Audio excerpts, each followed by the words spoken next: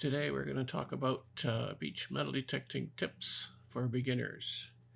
And we're going to talk about the dry sand hunting, as it's the easiest of all terrain to find coins and jewelry. But you have to know your spaces. Look for open spaces. Look for the towel line on the beach. Look for shaded areas where families gravitate to, as those are the places that you'll find coins, jewelry, and other items of interest. Next best place to hunt is between high tide and low tide area along the beaches, where the swimmers may deposit their rings and earrings and other items while in the water, playing in the water. Low tide is a great area. You've got to go out after a big storm, and you should be looking for some outcrops of rocks that waves may deposit some items along there. Check that out closely. And you have to be patient. Most likely you will not find much at first. Dig everything on the beach, as it's easy. This will allow you to get to know your machine's capabilities over time. There's beautiful downtown Vancouver, all along there.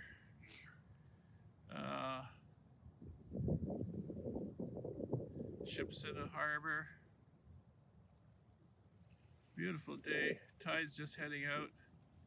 I've been down here for a while. Haven't found anything other than bottle caps and one old rusty earring.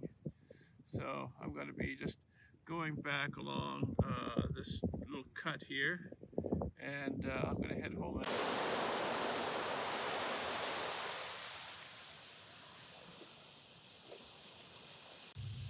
All we're getting down here is metal detectors. 1, 2, 3. I make 4. All we're finding today is sunshine. Nothing but sun.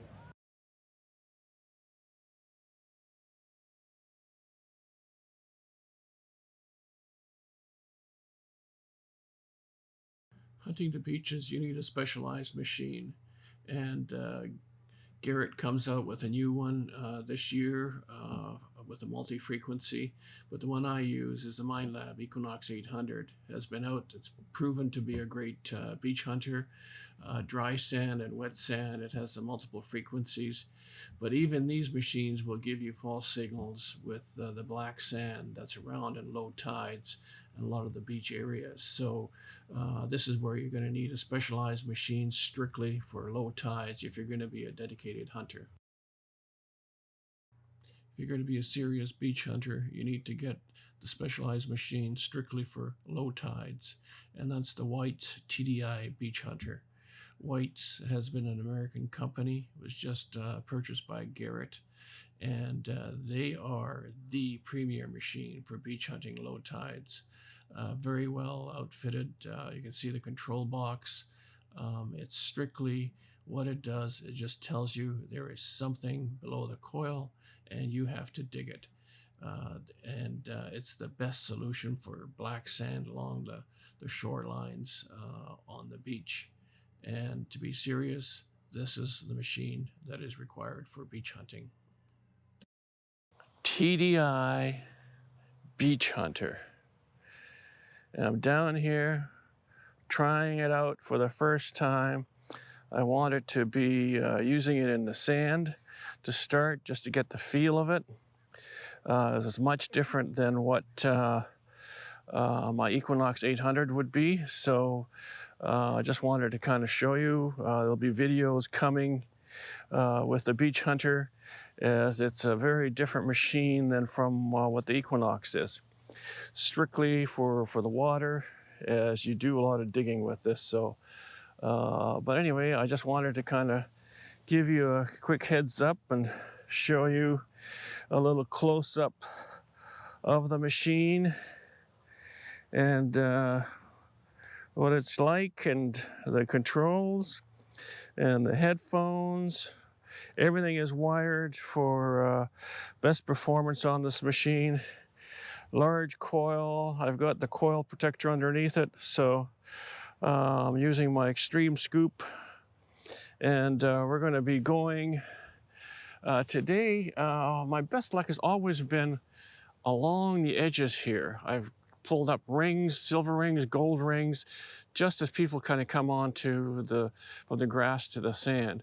So I'm going to go ahead all the way along the edges. The tide is going out this morning, so I'll be heading down the beach afterwards. But until then, it's just all through here. I wanted to kind of try out the machine and just get a feel before I hit the water with it. So anyway, stay tuned and I'll show you.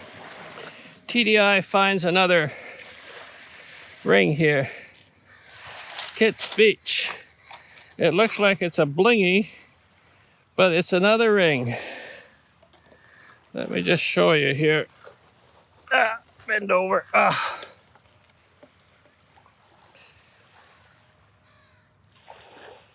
Clean this up, but it's a ring. We'll bag it. We'll bag it.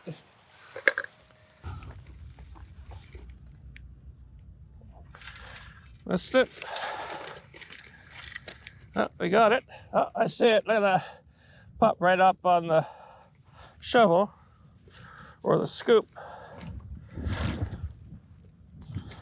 You see it there? Right there. I didn't even have to shake it for that one. Yeah, another quarter. That's one thing about this machine. I've never found so much coinage as with this machine as my Equinox. Equinox is a good machine, but this machine I'm just finding coins left, right, and center. And just amazes me how good of a machine it is. And so something else over here.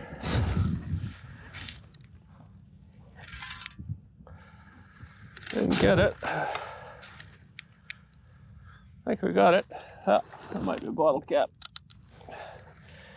Red one. The next thing you need for the beach is going to be your pinpointers.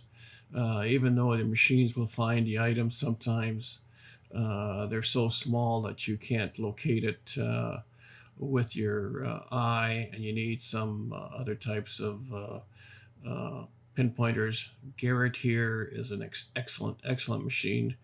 Minelab also makes a great pinpointer. This is the one that I use for myself. I love this with that the feel of it and the ease of use. You've got some other pinpointers coming up here. You've got the Nocta pinpointer. Also is a great new pinpointer to use. They all vary in prices and feel. Check them out in your local stores and to see which one you like. But for me, it's the minelab Pro 35 is the machine. Next item required for the beach is a great sand scoop. They come in a variety of types, from plastic to metal to titanium. Just depends on your budget. There's short ones for handheld, longer ones with the post, two-piece handles, carbon fiber. There's just a variety of scoops available. Plastic is just the beginners for the beach. You need to have it to be able to sift the sand properly and find your targets. The best ones on the market are the Extreme, Surfmaster, titanium, and stainless steel from Extreme Scoops. These are the ones that I use. Next investment you're going to have to make is going to be the ultimate Gray Ghost catch-all pouch, as this is the only pouch that really is ideal and well worth the investment for every metal detector on the hunting on the beach and in the parks and the woodlands. Great strength in it, well constructed mesh bottoms, zippered pockets, lanyard holders, It's very, very well done bag. I use this personally for years now and just love it. And also it's got a nice strong belt. It's about 3 inches wide. The inner pockets are all lined with zippers in there, and also has some extra to hold your good finds. Very, very well done. Great bag to use along the beach. Okay, and we're just at the wrap up here now, and I just wanted to kind of cover what we've gone through this video. There is a lot of material in here, and hopefully you can kind of just go through it again and just check to see what you need. But I mean, we covered the beach, and the beach is very important to know the beaches, know where to hunt along there, and different areas will give you different things that you're going to find down there of terms of value. And I've highlighted the areas that you should hunt. Low tide is a lot of times is most people will go out low tide. Again, having the right machines. We've covered the machines. You've got the VLF machines. You've got the pulse machines. Pulse machines are really for the beach, the low tide. The VLF are more for hunting in the woods. Again, is they're multi-frequency machines. They are good on the beach, but they're not as good as the pulse. Pulse will give you true metal below their coils, and so that's another thing that you really need to do, is just know your machine, and you'll find lots of great targets. The better you get to know it, the more targets you're going to find. Then you go along, you're going to need a sand scoop, and there's different varieties of them with smaller holes, larger holes, depending whether it's wet sand, dry sand, whether you're in the water with it. There's a variety of scoops that you can also get in there. I've shown some along this one in this video, from the cheaper plastic to the titanium ones, the extreme metal scoops, 2-piece carbon fiber handles that used.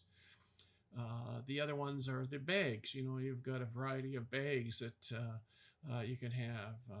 Mine, I use the Gray Ghost just about 99% of the time. I also have a smaller one that I'll go out and I'll use on less trashy beaches, so I don't have to carry as much with it. The Gray Ghost will carry a lot more trash out after a day of digging. I have boots, high boots for the water, because you do walk in the water off season, you know, and also have a little kind of a spongy diver's boots for the summertime that I walk in the sand. I've come across a lot of sharp items in the soft sand, so you know you don't want to get pricked by anything sharp or cut. So always have some sort of a bootie, you know, on your foot. So those are the items that it required to do a successful beach hunting over and over. You'll get better. You'll add your equipment that's required. You'll meet more people down there. Again, is when you're detecting, be a good detector. Clean up after yourselves. Fill the holes when you're finished excavating your targets, and then move on. And join some clubs, you know, hunting clubs. There's lots of hunting clubs out there that you can kind of join and learn the trade and the tricks and trades of the hunting. And anyway, I hope you've enjoyed this video. These are all my thoughts. I was not paid by anybody else to promote their products or items. These are just my thoughts, and I thought you would enjoy and get some use out of this video. And thanks for following and Digging Richmond. And if you like this video, just hit that little like button on there and let me know that you've got something out of this, and we'll go on from there. But otherwise, thanks a lot. Good hunting. Cheers. Digging Richmond out.